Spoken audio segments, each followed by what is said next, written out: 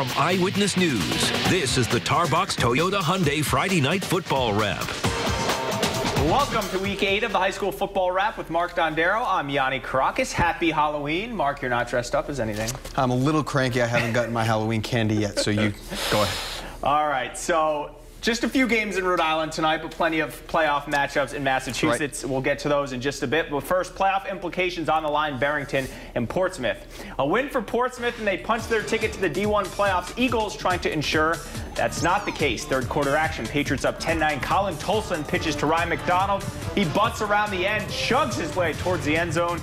Patriots in business. Very next play, finishes off the drive, getting into the end zone on the pitch, 17-9 Portsmouth. But the Eagles rally. Jake DeMarco hands off to Christos Ameltsakos. Your Greek boy. My Greek boy, the big gainer inside the 5-yard line. Now, Jake Sly for Barrington would score a touchdown. Eagles go for the tie and the 2-point conversion here. But guess what? Ryan McDonald breaks it up. Portsmouth gets the win, 17-15. They are headed to the playoffs. LaSalle SK, first quarter, down in SK. South Kingstown with the ball. Brandon Blessing. He's going to hand it off to Anthony Shepard Jr. and Shep. After a nice gain, pushed out at the 15-yard line or so. A few plays later, it's Blessing going with the run again, handing off to Raphael Pyers for the score. SK up 7-0, but LaSalle comes right back. First down on the Ram 17. So LaSalle goes with their wild Ram. Yeah, nice move from Kyron Lopes. Gets in the end zone. LaSalle eventually would run away with it. They win at 42-21. All right, Mount Hope and Coventry. Let's jump to the third quarter. Coventry up 14-0, and they're driving again. Joe Foley hands it off to Darnell Fenwick. Fenwick goes left, heads to the end zone, out at the 1-yard line. Next play, Foley calls his own number right up the middle. He goes in for another touchdown for the Okers. Coventry would go on to blank Mount Hope. 20-0 is the final. Now, that's the end of tonight's Rhode Island slate, but there are 13 games tomorrow across the Ocean State, plenty of them with playoff implications. Yeah, the 2A playoff race wide open behind St. Ray's, a big one between Rogers and Central, and in D3, couple spots up for grabs behind Middletown and Classical. Same story in Division 4 behind Burrowville. Now we move up to Massachusetts, D3 playoffs beginning in Mass. Let's head right up there. We love playoff football here on the High School Football Wrap. Top seed in Division 3 Southeast. Go for it. Go for it. Somerset Berkeley. This is me, right? Is it? Hosting Whitman Hanson. It is now. This one all Raiders. Second quarter, Joe Finglas swings it out to Mark Tanucci, who spins into the end zone to make it 16-0 Somerset. Moments later, how about some trickery on this Halloween halfback pass? Chris Wood there to haul it in, and double coverage to make it a 3-score game. Somerset not letting up. Tanucci gets the goal line carry into the end zone. Somerset wins 51-15. Good work, Deanna. Great work. 3 seed in Southeast Dayton Rehoboth hosting Sandwich. Scoreless end of the first half. Falcons' Kyle Rose punches it in for the 2-yard score. Gets DR on the scoreboard first, 6-0. After the Falcons recovered an onside kick, though, DR back at it. Nathan Kowalski buying some time, and he goes back to Rose. 2 touchdowns in the span of 1 minute to end the half. Falcons use the momentum, move on, and they get the 19-0 win. On to D3, Southwest. 3rd seed North Attleboro hosting the Medfield Warriors and head coach Eric Ornberg.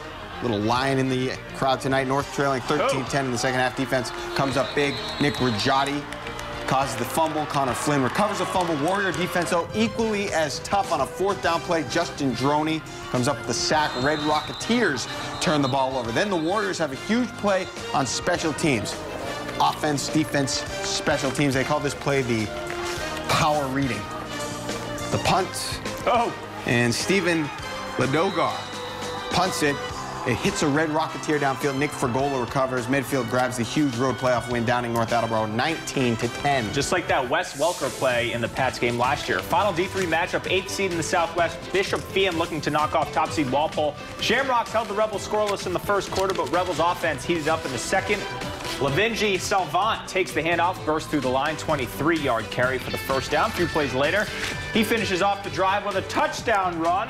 Nicely done. After Feehan turns it over on downs, Rebels strike again. Tyler Birkland finds Jake Lavanchi, and he breaks the tackle, and then he has gone down the sideline 53 yards later. Walpole wins 28-7. The Tarbox Toyota Hyundai Friday Night Football Wrap continues. Welcome back to the Friday Night Football Wrap. Yianni, Kourakis, Mark Dondero. Happy Halloween. Let's move into Massachusetts playoff action, and we'll go to Division 5 now. Ashland and GNB Vogue.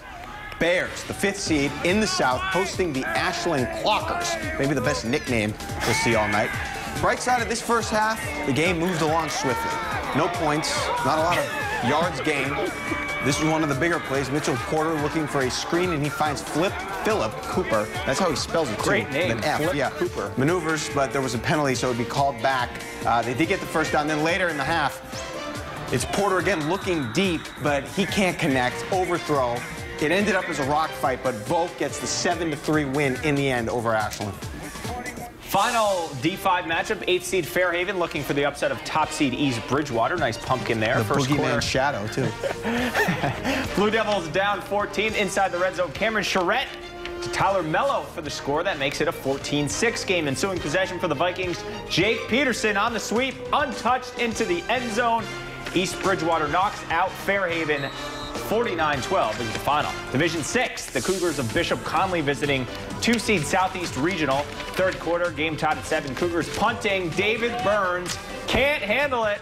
That's Alec Furry there on the recovery, but the drive would stall.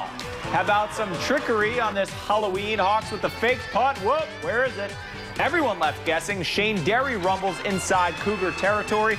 But on a big 4th down in the 4th quarter, Conley would come up with the stop on the halfback pass. Conley wins the thriller in overtime, 25-22. All right, I got one more mass game on this shot sheet here. Bishop Stang hosting Medway in a non-playoff affair. Medway down 20 at halftime, trying to mount a comeback. Greg Dehaney to Greg Metellus on the little swing pass. That put the Mustangs down inside the 1. Now, this is actually a 4th and goal, but Dehaney is able to bull his way into the end zone for 6. But the comeback, well, it was stalled after this just unbelievable run by Derek Carmona, doing his best Rob Gronkowski impersonation, dragging men into the end zone. This game was actually wild late, 38-36. It was Stang winning in overtime. Yianni?